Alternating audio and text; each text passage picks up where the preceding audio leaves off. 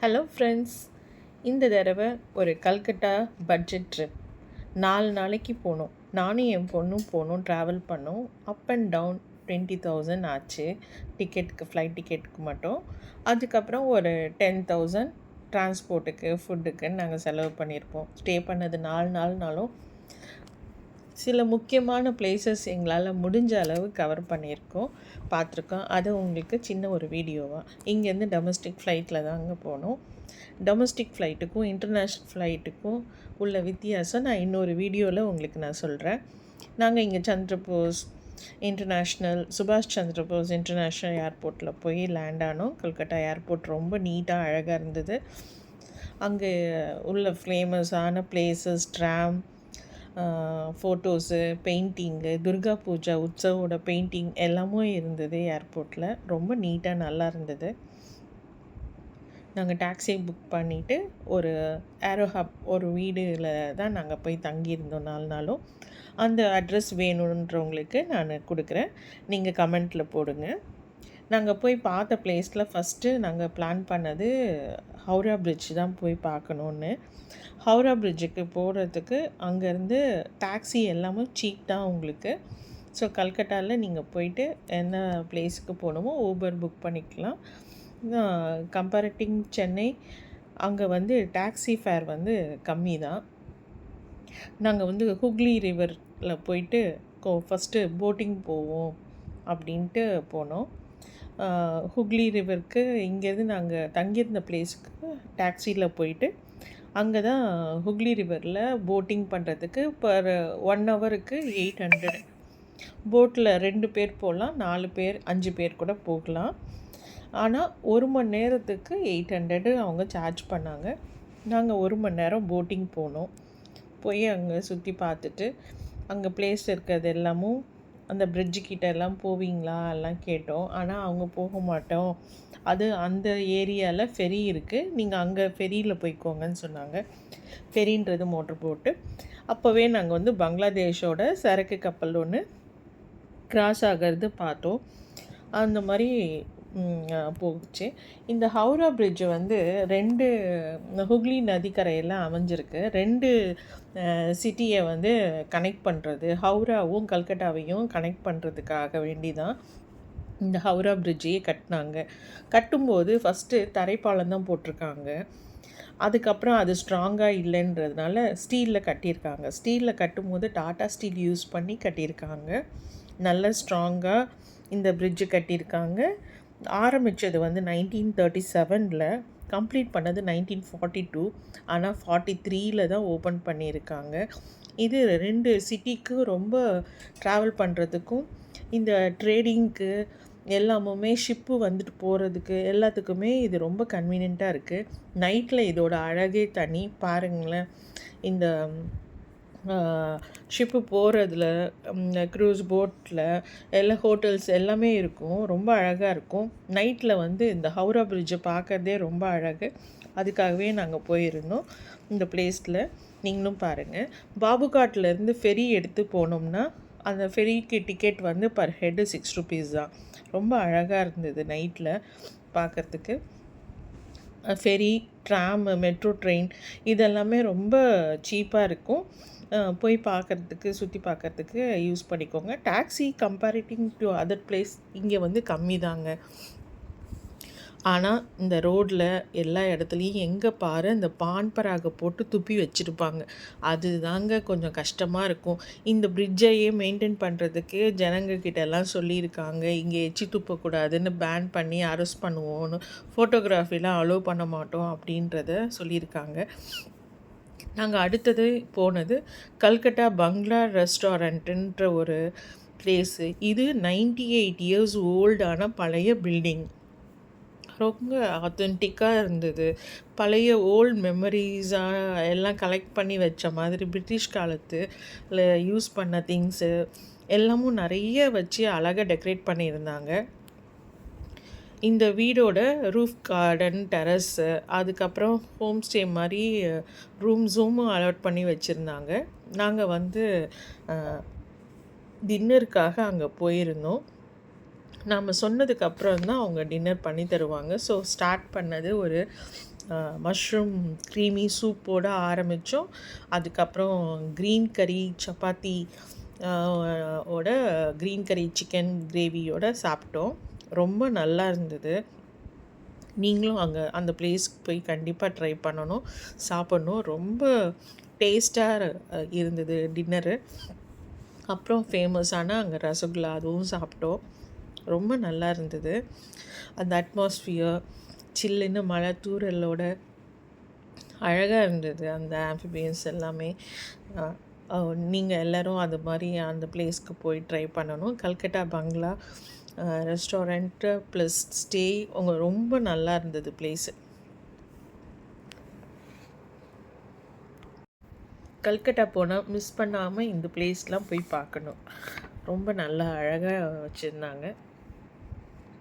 Next நாங்கள் இந்த ஹவுரா பிரிட்ஜை பற்றி கேள்விப்பட்டு கன்ஸ்ட்ரக்ஷனுக்கு ஆன காஸ்ட்டு, ஸ்டீல் யூஸ் பண்ணது இதெல்லாம் ஸ்ட்ராங்காக இருக்கணுன்றதுக்காக இந்த ஜனங்களுக்கு கட்டியிருந்தாங்க. ஆனால் கொஞ்சம் வருஷத்துலேயே பான் பராக்கெல்லாம் துப்பி துப்பி கரோடு ஆகிற மாதிரி ஆயிடுச்சான். இதை மெயின்டைன் பண்ணுறதுக்கே வருஷம் கவர்மெண்ட் பல லட்சம் செலவு பண்ணிகிட்ருக்காங்க அப்படின்றத விஷயத்தையும் கேள்விப்பட்டோம். நெக்ஸ்ட்டு இந்த இதில் வந்து ஃபோட்டோகிராஃபியோ இதெல்லாமும் பேன் பண்ணியிருந்தாங்க. அதனால் என்னால் அதிகம் இந்த ஹவுரா பிரிட்ஜில் எடுக்க முடியல. தூரத்தில் இருந்து தான் எடுத்தோம் நாங்கள். அதுக்கப்புறம் இதில் ஒரு நாளைக்கு போகிற பர்சன்ஸ் வந்து 10 lakhs போகிறாங்களாம். டெய்லி 10 lakhs பீப்புள் இதில் க்ராஸ் பண்ணி நடந்து போகிறாங்க. வெஹிக்கல்ஸ் பார்த்தா 80,000 போகிறாங்க. நெக்ஸ்ட்டு நாங்கள் பார்த்தது வேர்ல்டுலேயே ஏஷியாவிலே பிக்கெஸ்ட்டு ஃப்ளவர் மார்க்கெட்டு. பூ மார்க்கெட்லேயே ஏஷியாவில் ரொம்ப பெரிய மார்க்கெட்டு இந்த மார்க்கெட் தாங்க.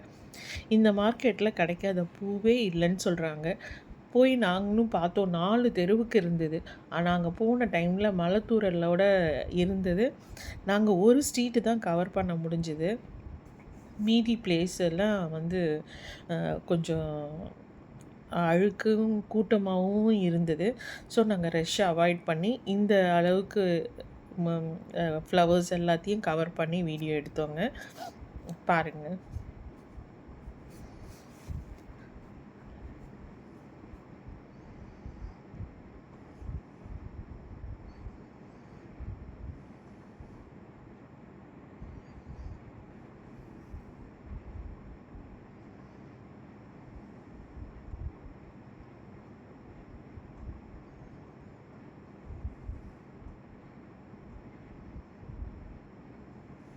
நெக்ஸ்ட்டு இருக்கிறது இதுதான் பிக் பென்ற லண்டனில் இருக்கிற கிளாக் டவர் மாதிரி இங்கே கல்கட்டாவில் அதே போல் கட்டியிருக்காங்க. இது ஒரு கிளாக் டவரு. லண்டனில் இருக்கிறது போலவே கட்டியிருக்காங்க. ரொம்ப நல்லா இருந்தது இந்த பில்டிங்கும்.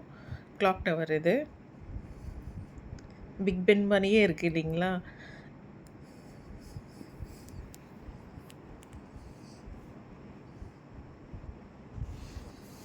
நெக்ஸ்ட்டு ஃபேமஸான துர்கா பூஜைக்கு செய்கிற சிலைங்கெல்லாம் செய்கிற இடத்துக்கு குமார்தோலின்ற பிளேஸுக்கு போனோம். அங்கேயும் அதே மாதிரி அந்த பிளேஸில் ஃபுல்லாக ஒரு 4-5 தெருவுக்கு இந்த சிலை செய்கிற இடங்க பிளேஸு அந்த கடைங்க தான் இருந்தது ஃபுல்லாகவே. வந்து ரொம்ப அழகாக பண்ணியிருந்தாங்க. களிமண், நார், தேங்காய் நார், அப்புறம் இந்த ஜூட்டு த்ரெட்டு போல் இருக்குது அது அது அப்புறம் வுட்டு பீசஸ்ஸு பெரிய பெரிய ஃப்ரேம் மாதிரி எல்லாம் செட் பண்ணி அதை வந்து கட் பண்ணி அப்புறம் மோல்டுங்க வச்சு கொஞ்சம் சிலை செய்கிறாங்க.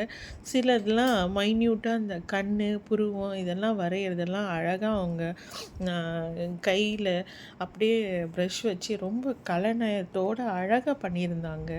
அதெல்லாம் பார்க்குறதுக்கே ரொம்ப ஆச்சரியமாக இருந்தது. பெரிய பெரிய சிலைங்க. ஒரு சிலையும் ஒவ்வொரு காஸ்ட்டு லட்சக்கணக்கில் கூட செலவு பண்ணுவாங்களாம். அந்த துர்கா பூஜை டைமில் பார்க்குறதுக்கே ரொம்ப அழகாக இருக்கும். அந்த சிலையெல்லாம் இங்கே தான் ரெடி பண்ணி பெயிண்ட் பண்ணி டெக்கரேட் பண்ணி எடுத்துகிட்டு போவாங்களாம். அதுக்கு இப்போவே செய்ய ஆரம்பிச்சிருக்கிறாங்க. இங்கே ஒரு 5 தெருவுக்கு இருக்கிற கடைங்க எல்லாமே இந்த வேலை தான் அவங்க செய்கிறாங்க. ஃபஸ்ட்டு எங்களுக்கு உள்ளே ஒர்க் பண்ணுற இடத்துல வீடியோ எடுக்க அலோவ் பண்ணல. அப்புறம் நாங்கள் கொஞ்சம் பேருக்கிட்ட ரிக்வெஸ்ட் பண்ணி டிஸ்டர்ப் பண்ணாமல் நாங்கள் எடுத்துக்கிறோங்கன்னு சொன்னதுக்கப்புறம் சில பேரை அலோவ் பண்ணாங்க. அப்படி கொஞ்சம் ப்ளேஸில் நாங்கள் எடுத்த வீடியோஸ் எல்லாம் உங்களுக்கு காமிக்கிறோம். இது பெரிய பெரிய ரதம் மாதிரி பெரிய சைஸில் செய்கிறதுக்கு பலகையில் அவங்க வந்து செட் பண்ணிடுறாங்க அடித்து. அதுக்கப்புறம் நிறைய சிலைங்கள்லாம் வச்சு ஒரே அந்த ரதத்தில் வர மாதிரி செட் பண்ணி பண்ணுறாங்க. அந்த பிளேஸ் தான் இது. இது முகத்தோட மோல்டு மட்டும், தலை பாகத்தோட மோல்டு மட்டும் எப்படி செய்கிறாங்கன்றத பார்த்தோம். முகத்தை மட்டும் அவ்வளோ அழகாக அவர் வந்து பண்ணாங்க. இவர் மட்டும்தான் எங்களை க்ளோஸ்அப்பில் வீடியோ எடுத்துக்கோங்க அப்படின்னு இன்ட்ரெஸ்டாக இருக்குது எங்களுக்கு பார்க்கணுன்னு சொன்னதுக்கப்புறம் ஓகே எடுத்துக்கோங்கன்னு சொன்னார். அவ்வளோ அழகாக பண்ணிகிட்ருந்தாருங்க. ரொம்ப ரசித்து நாங்கள் பார்த்தோம் இந்த பிளேஸில். அவங்க பண்ணுற விதமும் ரொம்ப அழகாக இருந்தது.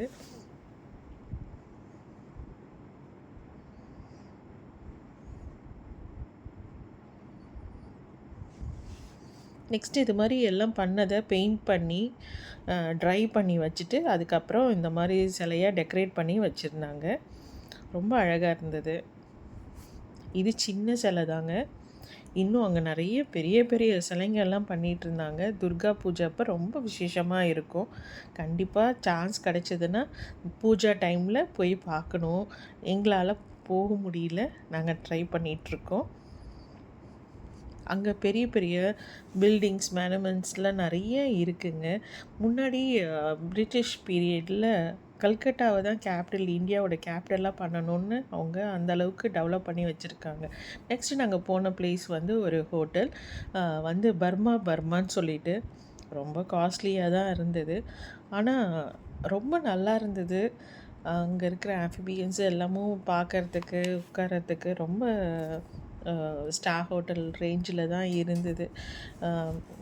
எல்லா டிஷ்ஷுமே ஒரு சிம்பிளான ஒரு டிஷ்ஷு கூட 400 500 அதுக்கு மேலே தான் வந்து சார்ஜ் பண்ணாங்க. பட் ரொம்ப நல்லா இருந்தது. நாங்கள் ஒரு வெஜ்ஜு ரைஸ் நூடுல்ஸோட ஒரு ஒரு சூப் மாதிரி ஒன்று சாப்பிட்டோம். அதுக்கப்புறம் ஐஸ்கிரீம், சாக்லேட் க்ரீம் ஐஸ்கிரீம்ட்டு சாப்பிட்டோங்க. நெக்ஸ்ட்டு நாங்கள் போனது வந்து தக்ஷிணேஸ்வர டெம்பிள், காளி டெம்பிள். இது இந்த சைடு அந்த பக்கம் காளி மாதா கோயில் இருக்க மாதிரி, இந்த சைடுக்கு இந்த தக்ஷிணேஸ்வர் கோயிலில் இருக்கிற காளி கோயில் தாங்க இது. நாங்கள் நைட்டு தான் போக முடிஞ்சுது. முடிஞ்ச அளவுக்கு ஃபோட்டோஸ் எடுத்திருக்கோம். ரொம்ப அழகாக இருந்ததுங்க. கோயில் பார்க்குறதுக்கு, சாமி தரிசனமும் ரொம்ப நல்லா இருந்தது. இந்த பிளேஸை ரொம்ப நீட்டாக வச்சுருந்தாங்க.